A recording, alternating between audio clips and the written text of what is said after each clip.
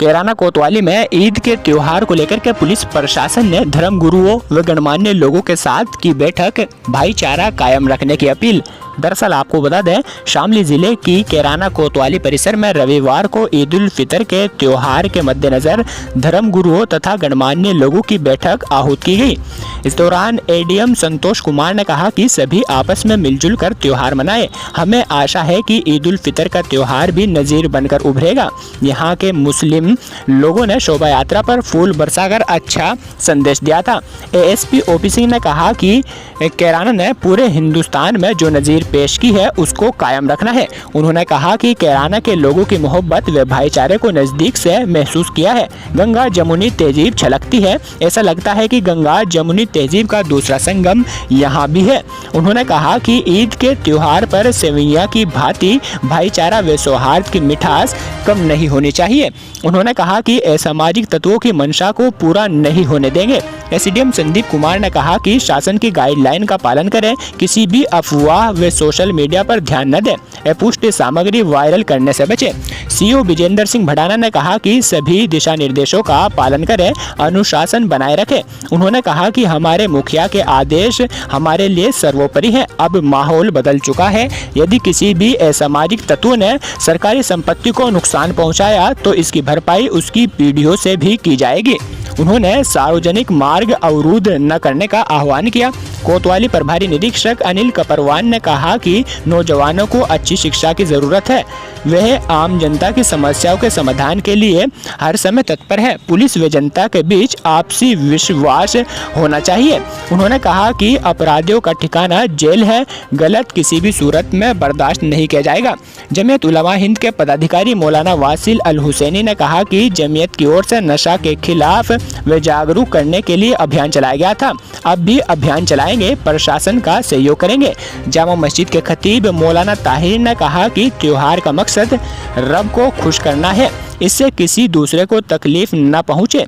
उन्होंने कहा कि ईदगाह में लोगों की भीड़ अधिक हो जाती है, इसलिए परिसर से बाहर भी ईद की नमाज अदा की जाती है। उन्होंने नमाज के दौरान पुलिस प्रशासन से सहयोग की भी अपेक्षा की है।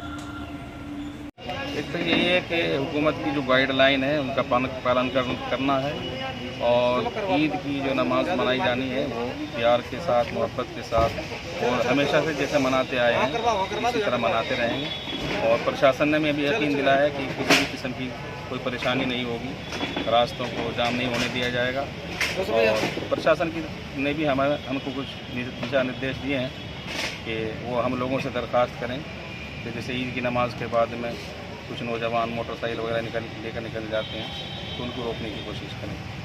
आपने ईदगाह पे जो मार्ग है उस पर जो है नमाज की बात रखी है प्रशासन के सामने, तो क्या किस तरह की आश्वासन दिया गया है? हमारी तरफ से तो कोशिश हमेशा यही रही है कि कभी कोई रास्ता जाम ना हो, लेकिन चूँकि हमारी ईदगाह छोटी है और तकरीबन कस्बे के अंदर एक तादाद है मुसलमानों की 30-35 हज़ार का एक मजमा होता है और वो सारे के सारे लोग ईदगाह के अंदर नहीं समा सकते और ईद की नमाज ईदगाह के अंदर ही पढ़ी जाती है।